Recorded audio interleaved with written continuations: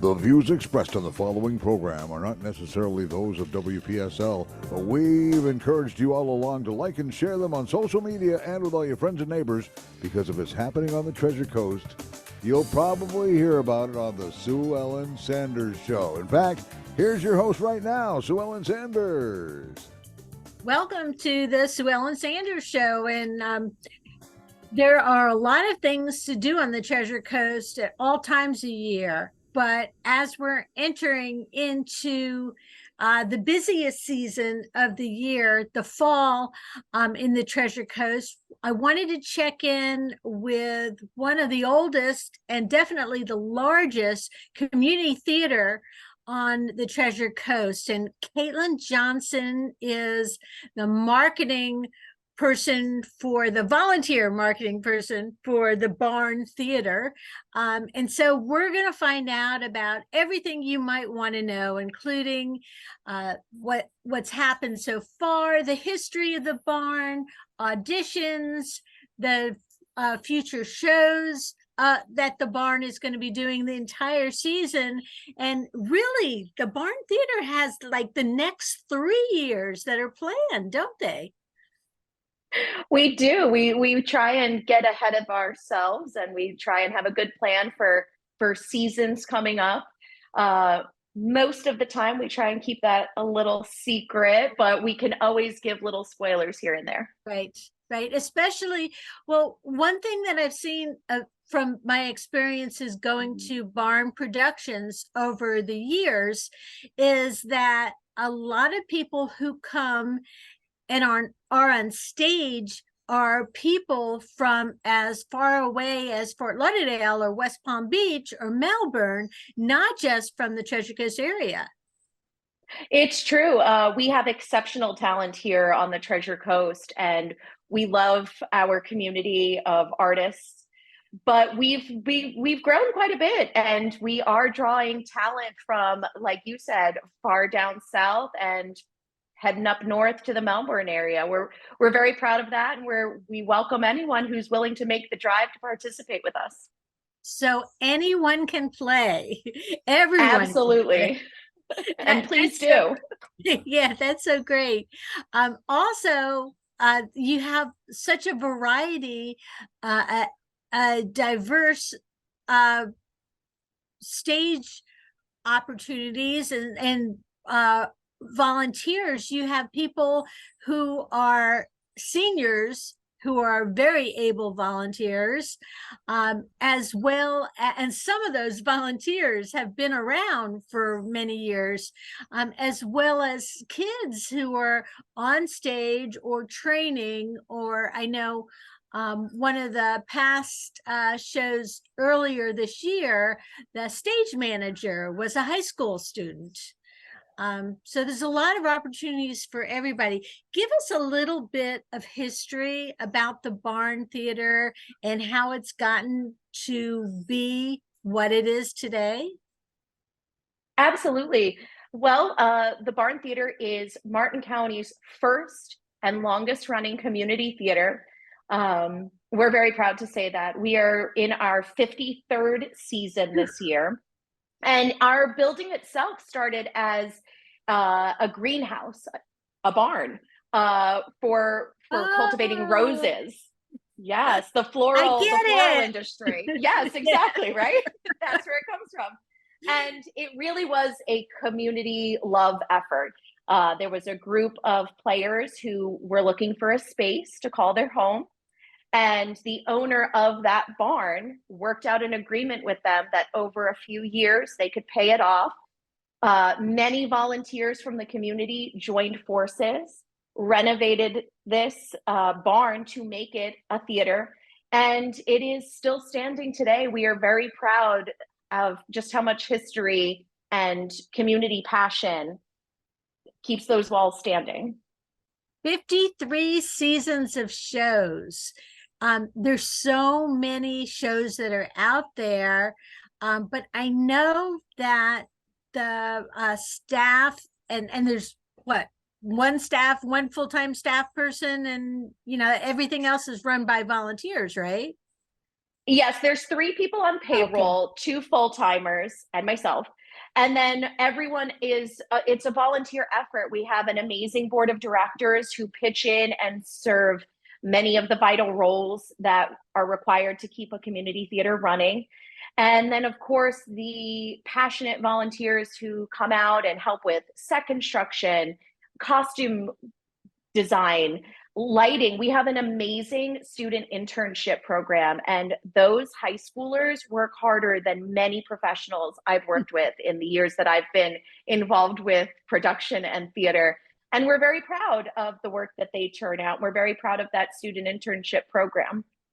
Now, even though it's been 53 years, over the course of time, you try to do a variety of musicals and plays and current and old and seasoned material, and you try to stay current with what is going on in the world to make something like especially right after COVID, when we were coming out of COVID, people were looking for a lot of happy, carefree type of stuff.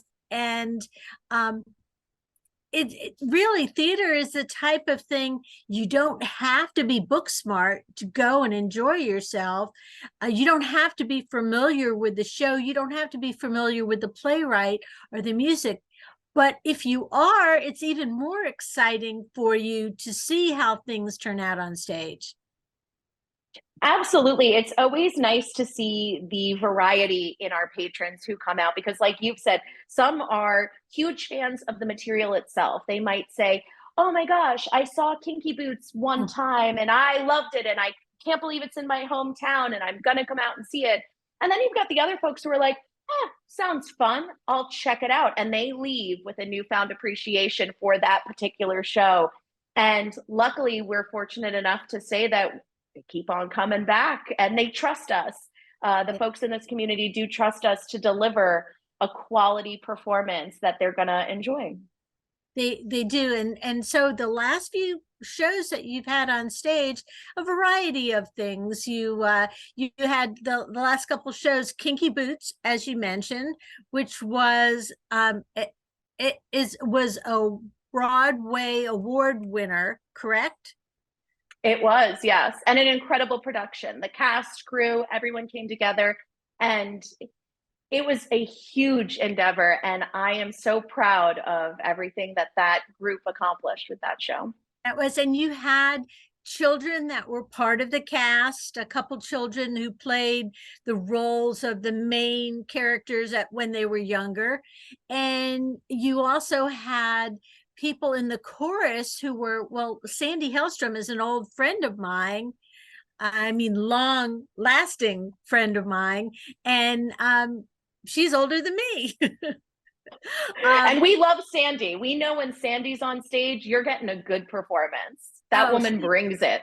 She's a lifelong dancer, and has as a jazzercise teacher for what, 40 years or something like that.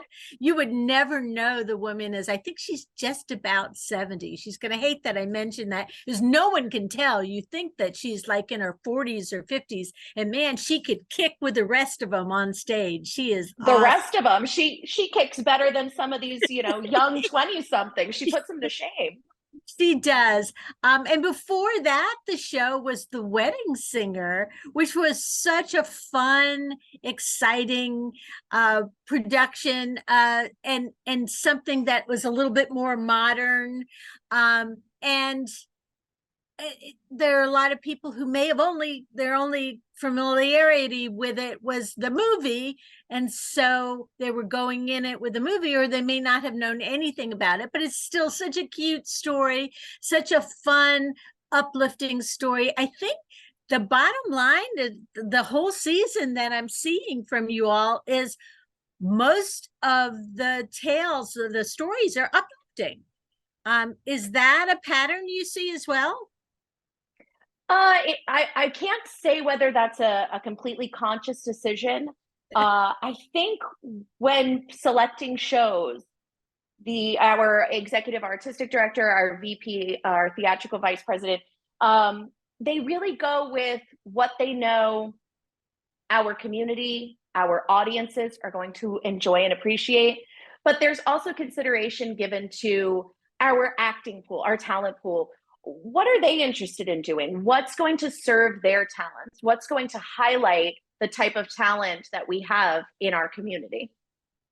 And for example, you have coming up in the upcoming season, I know one of the shows that's coming up not long from now is Cinderella, which is going to obviously reach a more family audience, but that's also a very large cast. It is. Yes, it's going to be a lot of hard work. We have an amazing director, musical director, and most importantly, almost, if I don't mind saying so, our choreographer, Edie, she has some work ahead of her because, as you said, it's a very large cast. Yeah. And you want as many folks to be incorporated in each number as possible. And, sometimes it's like herding cats. You get 20-something actors and dancers in the room, and it's like, okay, pay attention. We got to buckle down and get this work done. And it's something to be proud of, to say that we get that work done. So the Barn Theater has a long history, and you really, occasionally you might repeat a show, but I don't see a lot of that going on. There always seems to be new and fresh material that's out there. How many shows a season does the Barn regularly do? So including our summer show, it is 6 shows. So 5 main season plus a summer show. Each season typically is dominantly made up of musicals, and that's very exciting for us. We love that. And there'll be 1 or 2 plays mixed in, non-musicals. Okay, so the people that you're looking for, you have open auditions from the community. And, as we said at the beginning of the show, the planning that the Barn Theater does is bar none. So you have already posted on your website audition dates for all the shows that are coming up this season. So, and also the play dates that the play will be performing, so people can look and they can see what fits into their schedule, because you're looking for all sorts of people. For example, you, Kaitlyn, you have a theater background, but I know there are people that have been on your stage that are first timers, just looking for something fun to do. How do you know to cast? I mean, you've been a part of the casting and you see what goes on from the inside. How do you know what to go out for as a first time performer, or what to look for in somebody who's coming out?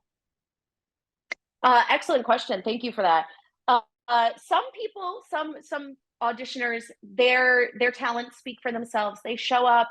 They maybe they have some background in either acting, singing, dancing, one of those 3, some sort of combination, and they show you what they've got, and that's wonderful. The wheels start turning. Where are we going to place this person in a role? And then you've got the folks who they're just feeling a little wild that day. Maybe it's something they've been wanting to be a part of a production, and they come out and they say, yeah, I've never done this before. And they get up there and they give their audition. And sometimes, I mean, they knock it out of the park. I mean, that's wonderful. Other times there's a potential there. And our directors, our choreographers, our musical directors, they look at these auditioners, whether there's a background or not, and they say, you know what, I can work with that person. I could get them there. They moved well and they sing well enough. I think I could bring them to that next level. So there is kind of a theater education in being part of one of these productions. You might be an amateur with maybe just a baseline raw talent that's just waiting to be chiseled out. And it's exciting to watch that progression in someone. And at the end of the day, we are a community theater. We are of and for the community. And we want as many neighbors, friends in our community to be a part of that magic. So we talked about Kinky Boots. We talked about the Wedding Singer. Wedding Singer was your summer show. Is that correct? Or was that the Yes. first? That was your summer show. Yes, that was our summer show this year. And so Kinky Boots, which just ended this past weekend, all of your shows run 3 full weekends, and that includes Thursday night, Friday night, Saturday night, and Saturday and Sunday matinees, correct? Correct, yes, yeah. So, and with 3 full weekends, you've got a ton of different performances that people could be a part of. The next one coming up, you said Lend Me a Tenor, is the next coming up. Now that one's already cast, correct? It is. It has just recently been cast. That is our non-musical, our straight play for the year. And we're very excited about it. The team that has been brought together, it's a great one. Everyone gets along, and the personalities gel, and magic is being created. They are in the middle of rehearsals now. It is a shorter rehearsal process than typical for our musicals. But this group, they're going to get there. They're going to deliver. Do you still need a choreographer when you're not doing a musical, or is that called something else when it's a straight play? So for straight plays, you're typically working with the director, sometimes an assistant director, and a stage manager. And between the director and stage manager, they orchestrate the movement. They pull from the actors what's necessary for the performance, and keep record of where everyone is supposed to be at any given point in time. So there's kind of a roadmap that gets developed that can always be referred to if someone gets a little lost in the rehearsal process. What's the storyline behind Lend Me a Tenor? You know, you said it's not a musical, but it kind of has a musical title, doesn't it? Oh yeah, if you come out to Lend Me a Tenor, you're going to hear some vocals in there. Yeah. Lend Me a Tenor is it's a farce. It's a wonderful farce by playwright Ken Ludwig. And the synopsis there is in a Cleveland opera house in the 1930s. They're very excited. They've got the world's biggest opera star, Tito Morelli. He's coming to town. He's going to do a great show. Of course, there's some diehard fans who are dying to get his autograph. There's a bellhop who's up to a little bit of mischief. And confusion takes place. There's an instance of mistaken identity. There's some love triangle action happening, and who's kissing who, and did they really intend to kiss that person? And at the end of the day, everything seems to work out, but the audience gets to enjoy a hilarious ride. And how did you all find this show? Is this an award-winning show too? Do you deliberately pick things that have a history of success? Well, obviously, you're not going to pick things that have a history of failure. Sorry, that was a stupid question. You'd be surprised. I mean, sometimes something that has historically failed, you can, you could bring back. It sometimes they have a cult following. And people just love the camp, or, sometimes something is so bad it's good. Luckily, that's not the instance here with Lend Me a Tenor. It is a better known title as far as straight plays are concerned. Our play reading committee, they typically each year, it's comprised of approximately 6 members, friends of the theater, board members, consistent volunteers who are willing to be part of this committee. And they each read a few shows, swap them out. Hey, tell me what you think. And one of the things taken into consideration is name recognition. You get a Neil Simon up on stage, probably going to sell well. An Agatha Christie, people know them. But that's not to say that there aren't other amazing plays out there that the community should know more about. Lend Me a Tenor is more on the well-known side, and we're happy that we're bringing it to the Barn stage this year. When does the show actually start performances? So Lend Me a Tenor opens on Thursday, November 2nd, and it runs through November 19th. For this particular show, we do not have double show Saturdays. As you mentioned earlier, most of our shows have a matinee and an evening performance on Saturday, but we do have shows on Thursday night, Friday night, Saturday night, and that Sunday matinee for all 3 weeks. So still plenty of opportunities to go see the show, and November 2nd is when it starts. So I'm assuming tickets are on sale now for this show. They are. Tickets for all of our season 53 shows are currently on sale, as well as some of our special events that we have coming to the theater this year. And if you head over to barn-theater.com, you can get the tickets there. You also have, when you mentioned special events, I know one of the things that's coming up in just a couple weeks is your annual showing of Rocky Horror, which you don't, it's not a musical per se. You show the movie and you have a shadow cast. You want to explain what that means? Absolutely, I would love to. As a lifelong Rocky Horror fan, I get very excited about our Shadowcast production. It happens every 2 years, and okay, when you're doing theater, there is the opportunity to do the full stage production, the Rocky Horror Show. Wonderful, love it. If you see it in town, I very much encourage you to go check it out. But one of the fan favorite experiences when you're a Rocky Horror fan is seeing a live Shadowcast. So it's the Rocky Horror Picture Show, movie theater style, projected up on the screen. And the live Shadowcast is a cast of each of the characters acting out in front of the screen exactly what's going on. And if you're a fan of Rocky Horror, or if you're new to Rocky Horror, you could get on board. There's special callback lines that the audience can participate in. There's props that get used by the audience. There's a rain scene and you might cover your head with newspaper that you brought with you. So it's really interactive. It's really a lot of fun. And, there's not much more to it than that. It's just fun. It must have been 2 years ago that I went to the Shadow production at the barn. And what is a little bit more unique about the Barnes production is that you do precast the shadow cast, which means the people who are doing it are more experienced. But I've been to many different productions over the years because I lived in Gainesville when Rocky Horror first came out. And so that was the thing. Everybody did, the midnight show. But everyone came dressed up, and everyone would fight their way on stage to be part of that shadow cast. So it got a little bit crazy. So I love the fact that you've got the best of both worlds going on. You've got the shadow cast, but they're pre-scheduled. They're good. They're not people who are yelling and screaming in front of you that are not good.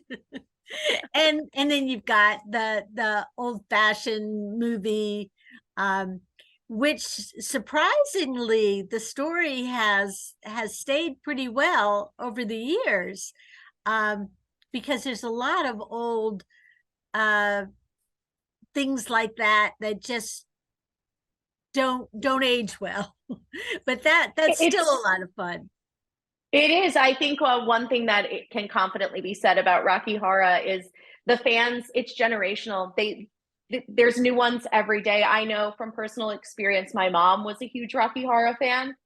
So I was just born into it. I had no choice but to be a Rocky Horror fan. And we are an enthusiastic bunch, to say the least. Yeah, so that's very cool. And when does that, is there 2 showings of that, or is it one weekend? I know it's coming up. So it is a limited engagement. There's 3 shows that take place on October 27th and 28th. On the 27th, you have a 7:00 show. On the 28th, you have a 7:00 show and a midnight showing. It's listed on the website as 11:45 because, once the time changes, you don't want it listed as the 29th. But yeah, it's technically our midnight show, 11:45. Yeah. And that's a lot of fun. And like you said, people, there's certain things like newspapers to use as rain hats, tissues, rice. There's a certain amount of stuff you don't want to encourage people to throw in the theater because it's going to be kind of messy cleaning up. Yes. But you could look online and see a lot of fun things, fun ideas. And if you're familiar with the Rocky Horror, you already know the stuff to do. So you're good to go. And we try and get ahead of that a little bit. We are selling the goodie bags at the theater, so you don't even have to bring anything. Oh, good. Show up, grab your goodie bag, and everything is theater approved, safe. You're good to go. That's awesome. I was lucky enough, I think it was about maybe 10 years ago, to see a live production on the Treasure Coast that Curtain Call Productions did of Rocky Horror Yes. Picture Show, and it was hysterical, but very, very messy. It gets a little messy, Yeah. but you know, that's part of the fun. Yeah. So that's one of the special engagements you have coming up, and that's actually the weekend before you have that Lend Me a Tenor comes to stage. And then in between those two, you have things like auditions that are going on for the following shows. So what's the next show after Lend Me a Tenor? After Lend Me a Tenor will be our January show. The January show is Cinderella. And if you want to be a part of that, it's going to take a lot of cast members. Those auditions are Saturday, October 14th, and the callbacks will be Sunday, October 15th. And we have all the audition information up on the website as well. What are the age ranges for the cast members in Cinderella? And are there other types of volunteers you need to come and help? Age range, we welcome people of all ages, as long as you can commit to the rehearsal schedule. And we're really good about working with people's schedules to get them in there. If you have a couple of conflict dates, we could discuss. But age is really not a problem. If you want to come on out, we welcome you to do so. And then as far as our other volunteer needs, there's always a chance to get involved. And I would encourage you to reach out to our executive artistic director, Brian Child. His information is up on our website. You can also call our box office, and they'd be happy to direct you to the appropriate person, depending on what you're interested in helping with. As we go further along here on the show and talk about your season coming up, the 2023-2024 season, I just want to remind people that in addition to the website, you have very active social media. So you can like the Barn Theater, make sure you like the right one, because in the country, there are other Barn Theaters. It's a red logo. Yes. And also find them on Instagram and follow them as well, because then you'll get the updates, and you'll also get those first look clips of shows before they even hit the stage. And if that doesn't reel you in, I can't imagine what else would. It's really fun to get that first look, to see what is going on ahead of time. We talked a little bit about the people who come out for the shows for auditions and for volunteers. But, you also have a lot of sponsors that you need for the show. So you need businesses, small businesses, large businesses, corporations to come in as sponsors for the different shows or for the entire season. And you also have donors that you've got some people with 53 years of history. You've got some people who have been donors for a long time. How can people find out more about that? Thank you so much for bringing that up. As a local community theater, a 501c3, it is essential that we have the support of sponsors, donors, and even just buying a ticket is a great way to support. But those sponsors and donors, they really help us to keep the doors open. They help us to get the highest quality shows on the Barn stage. And if you're interested in becoming a sponsor or a donor, placing a program ad in one of our playbills, give our box office a call. The number is 772-287-4884. You can also reach me, Kaitlyn Johnson, and I'm happy to direct you to the appropriate people. Awesome. And you can also, just sponsor or get an ad for a particular show, if there's a show, or if you're supporting a particular actor or actress that you know in the show, a lot of times you'll see, when we talked about this, that people are from all walks of life. There's some people who have that theater background, and there's some people who their full-time job is working at an office, or being a pediatrician, or any A number student.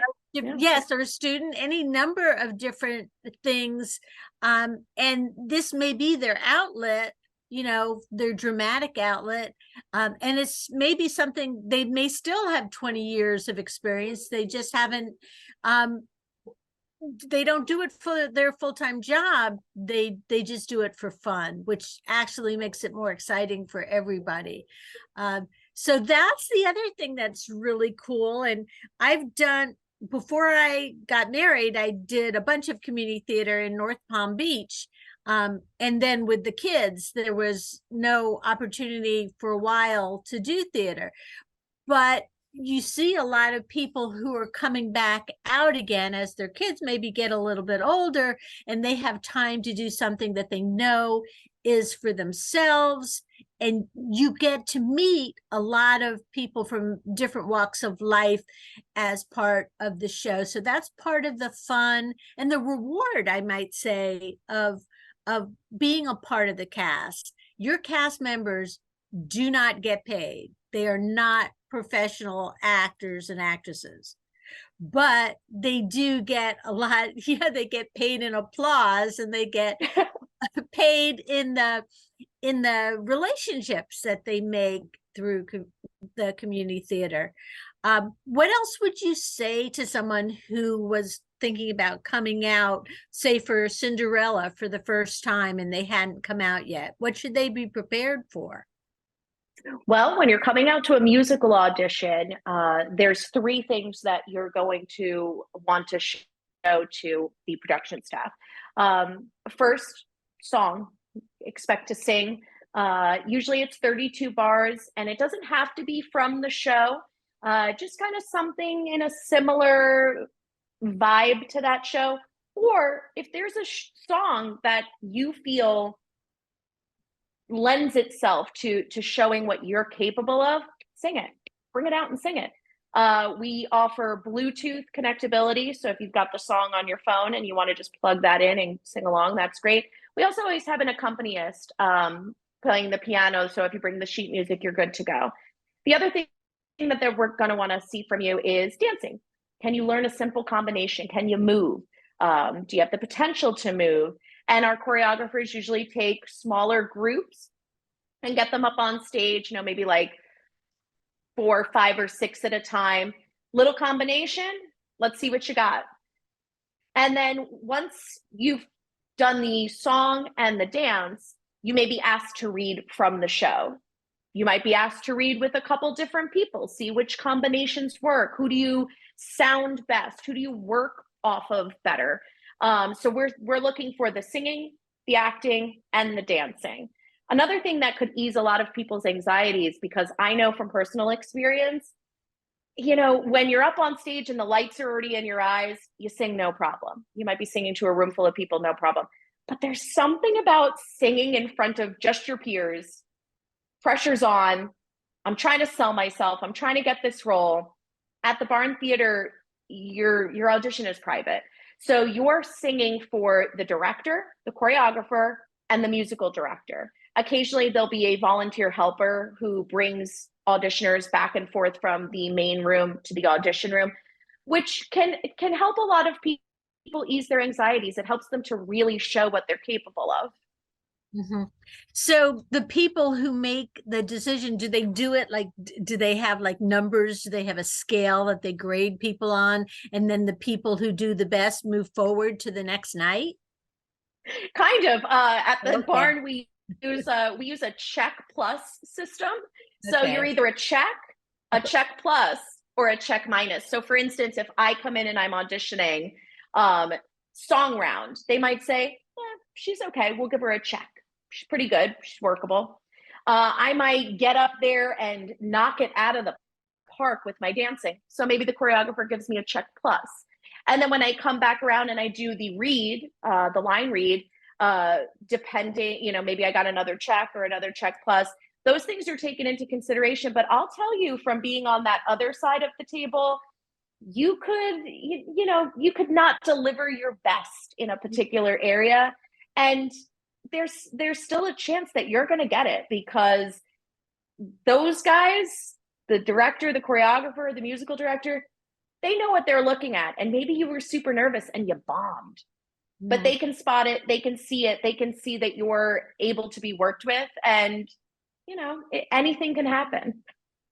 I would think that over the years that they would get better at identifying potential too, because the potential to grow in the part, nobody comes in to tryouts, or not many people come into tryouts off book already, where they already know the show. And so when they're comfortable with the show and the characters and the people they're playing with, you hope that they will only get better. But how much they get better is a question that the only people that can predict. Do you have like a certain way of being able to tell the potential of people? And I know you're more frequently on the other side, on stage being judged. But do you know what to look for? So a huge credit can be given to someone's personality. There's, like I said, when you're doing the line reading, I know, right? Sometimes I'm like, oh, really? There's a lot to be said about whether you're easy to get along with. Are you going to take instruction well, or are you going to be argumentative? Do you get along with these other actors, or is there going to be some kind of weird personality conflict going on? Are you a diva? Or, are you there to have fun, get along, and do your best? And a lot of the time, that holds a lot more weight than you would think. You might get someone in there where it's, just this natural, oh my goodness, the voice is incredible. And they're not really getting along with people, and they're not accepting direction or, constructive criticism very well. And then you've got someone who, they sing great, maybe not as dynamic as that other person, but they're easy to get along with. They're kind. They're working well with others. They're accepting direction. And that goes a really long way. Being easy to get along with, easily adaptable, those things mean a lot. So do you think that there are times when there may be people who come out for one audition and they don't get the parts that they want, but the director sees that, oh, there's a show coming up in the spring or the summer, there's a character I think you'll be great at? Do they talk to them about that at that point? Every single time. And without fail, every audition, you'll get someone who you're like, oh my gosh, they're incredible. Where have they been? They're just not good for this show. And yes, the production staff will typically reach out and say, hey, there's not a part in this show for you this time. However, please consider coming out to this other show's audition, because we think you'd be a perfect fit for a couple of the roles in that one. And luckily, we've grown quite a talent network in the area, and it usually works out for all of us, the actors, performers, as well as the barn and production. I like the way over the years what I've heard from performers, other than just my son, actually, but the fact that you don't personalize the rejection, if that makes any sense.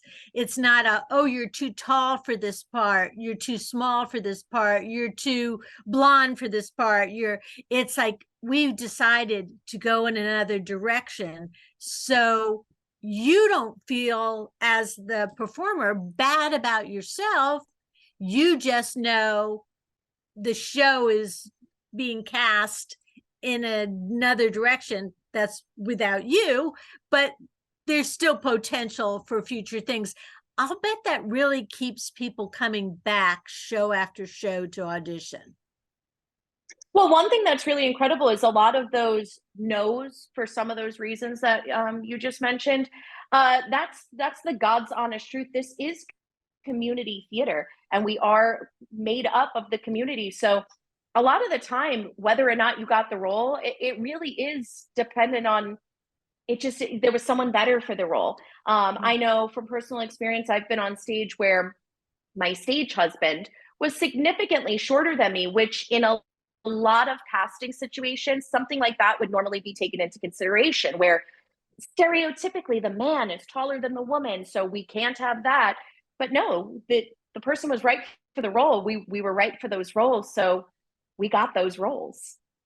It's community theater after all. It may It be is. really good community theater. How many people fit in your theater? So how big is your typical audience? Oof. So there's roughly 170 seats, and I'm really excited to say that a lot of the time we're sold out.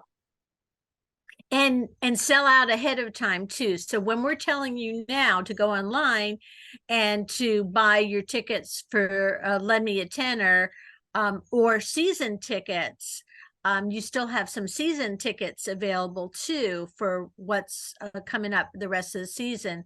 I know we only have what, Cliff, around 10 more minutes or so, or we got more than that? Oh, well, a little bit more than that. So, but let's go ahead and talk through the rest of the season so we can make sure that people know what else is coming up.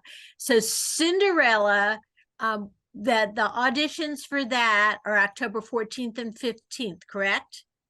Yes, yeah, they're coming up soon. So if you're looking Good. to come out, please do. We'd be happy to have you come out. And then the show hits the stage in November. Is it the end of November? Cinderella takes the stage in January. That's our big Okay. January show Okay. this year. The dates for Cinderella are January 11th through the 28th. And we're really excited because, much like when we did Beauty and the Beast a few seasons ago, after each matinee show, there's going to be the opportunity to have what we're calling a magical moment where folks, particularly children, can have their picture taken with Cinderella, the stepsisters, the fairy godmother. So it should be a lot of fun. And I know in the past, some of the pictures that I've seen from Beauty and the Beast, the kids come dressed up to the show. So that's a lot of fun for the kids too. And Oh, we love that. And some of the adults get into the spirit of things and dress up. If it's like like Wedding Singer or Flashdance set in the 80s, we had some groups come out in their 80s gear. It's always a lot of fun. oh, that is so cool. So after Cinderella, what's the next show after that? Oof, we got some big ones coming up. So after Cinderella, we have West Side Story. That's on stage March 7th through the 24th, followed by Sweeney Todd, which a lot of people are really excited about. That's on stage May 9th through the 26th. And our summer show this year is going to be a lot of fun. It's Seussical the Musical. Oh, goodness. Yeah. Wigs and dyed hair. Oh, yeah. Lots of fun with those costumes. That'll be for sure. A lot of pretty colors and fun characters, something a little bit different. So more kids coming out that for casting for those the Seussical, correct? We hope so. We definitely would love to incorporate them a bit more. And as far as the two other shows, do you have audition date set up for those yet? West Side We Story and Sweeney Todd? we do. West Side Story auditions are Saturday, December 9th, with the callbacks on Sunday, December 10th. So those are coming up before Cinderella even takes the stage. And then if you're interested in auditioning for Sweeney Todd, those are at the end of February, Saturday, February 24th, with callbacks on Sunday, February 25th. Yeah, it just seems like your entire season is very timely and matched to what's going on in the world today. And, you know, when I talk about uplifting stories and happily ever afters, and the type of stories that you learn a lesson from. It seems like you've got them all. I don't know about Sweeney Todd, actually. But so Cinderella, of course, everybody knows the story about Cinderella and her prince and the stepsisters. And West Side Story, of course, is the story of star-crossed lovers, updated from Romeo and Juliet to Maria and Tony. And so you've got the Jets, and you've got what's the other group called? The Sharks. The Sharks. Sharks and the Jets. Yeah. Yes, that's exactly what I'm thinking. Get those snapping fingers. If you yeah. like Grease and you like snapping along to Grease, the Sharks and the Jets are coming up. That's a really big cast too. So it is, yes. And a diverse cast, which we're really proud of. Yeah, and that's really important in the world today too, because it's not just the people who are appearing on stage. You have these relationships that are being formed, and there's nothing that brings people closer together quicker, I think, than rehearsing and performing on stage together. It's just kind of like it smashes everybody together and makes them show the best and the worst in themselves, all especially during the week before the show actually begins. Oh yeah, it really is a unique bond that we all form with our castmates, and nothing puts a person to the test more than Tech Week, or as we affectionately like to refer to it as, Hell Week. Yes. And it's probably Hell Week for the families of the castmates too. It is. And we're always so grateful for them lending their family members to our productions. The other thing that I see a lot of, especially in community theater, is when one person wants to be on stage, you might have other members of the family wanting to volunteer behind the scenes to be able to be a part of that too. And, you mentioned earlier some opportunities for building sets. Who puts the sets together? Do you have a main designer that puts it all together for you and uses volunteers to, put the finishing touches on it? Absolutely. So we're very fortunate to have the amazing Gus McCall. He is our woodworker, our carpenter, our master carpenter, and it's his efforts and his creativity and his way of getting things done that gives us some of the most incredible sets that I have honestly ever seen here on the Treasure Coast. And his collaboration work with our executive artistic director, Brian, they come up with amazing things. Brian might have a crazy idea and Gus knows how to execute it, and we're very lucky. Then we have an amazing team of set dressers who come out and they pull props, they do the painting, they add their little touches here and there. And it really is a group effort, and we're very lucky to have those people. So if you're interested in helping with set construction, set dressing, anything like that, give our box office a call and they can direct you to the right person.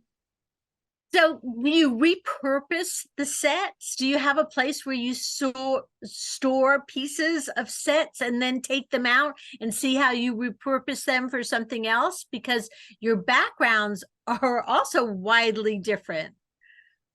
They are. Luckily, Gus has a system where, you might have this, let's say 6x10 wall. And in this show, there's a faux brick facade attached to it, and it's the outside of a factory. And then that gets taken down, stored in his shop. And the next time around, the brick is gone. It's a totally different color. Maybe there's wallpaper fixed to it, and it's now the interior of a lovely hotel room. It's amazing that stuff, people sitting in the audience take it for granted that this beautiful set just has risen up behind the event. And, they just assume that maybe professionals came in and did it, but it's really a group of volunteers led by a professional, and you can be a part of that too. So you've got the season tickets, as I said, are still on sale. People can buy tickets for Lend Me a Tenor. Are the tickets for Cinderella on sale yet? All individual shows for season 53 are on sale. And as you mentioned, there's amended season tickets. If you didn't get a season ticket and you missed out on Kinky Boots, you're not going to get the full ride. However, there is the opportunity to call the box office, and at an adjusted rate, you can do a chunk of the remaining shows for your season ticket. And it's not too early to think about holiday presents for buying tickets, since you can buy tickets ahead of time. And what better way to spend time with, your friends and family, or maybe for your office, put together an office event. And perfect timing is for a show like Cinderella or West Side Story, because that takes place after the holidays. Maybe you could throw tickets for Cinderella together with, a crown, and wrap the crown for your own princess. So, I love that idea. Yeah, so a lot of fun things coming up for the Barn Theater. We talked about your social media, finding you on the website. Again, it's barn-theater.com, did you say? Yes, it is. Okay. And then Barn Theater on Facebook, and also on Instagram. You can And TikTok. Okay. We're new to TikTok. Yeah. So, and Kaitlyn, I'm sure you're coordinating all that fun stuff. And the pictures, the photos that go up are professional photographs. Do you always have the same photographer working for you? Not always. No, we're very fortunate that we have a small network of trusted photographers who lend their time and talent to us and manage to get out and give us the photos that we need to work with. We're very grateful to them. And they're really amazing. So make sure you find the Barn on social media so you can follow along. The Lend Me a Tenor opens November 2nd. You've got tryouts coming up for Cinderella October 14th and 15th. Check out the rest of the season, because there's a lot of fun stuff that's going on with the Barn Theater. And the Barn Theater is located in Stuart. You want to describe quickly how people can find it? Absolutely. If you're heading east on East Ocean Boulevard, it's just past the Fresh Market Plaza. There's a little dirt road just past that chevron. You're going to want to make a right there, and we're just down there. Okay, so it's kind of tucked away, but off a main thoroughfare and convenient to everybody. Kaitlyn Johnson has been my guest today. She coordinates marketing for the Barn Theater, as well as I see for Martin Arts as well. Yes. Kaitlyn, thank you so much for joining us today. And hope to see you at the Barn sometime soon. Have a great week, everybody. Thanks for listening. We'll see you next week with more. The Sue Ellen Sanders Show, with archives on YouTube. Go to WPSLTV.com to check them out. This is WPSL Port St. Lucie.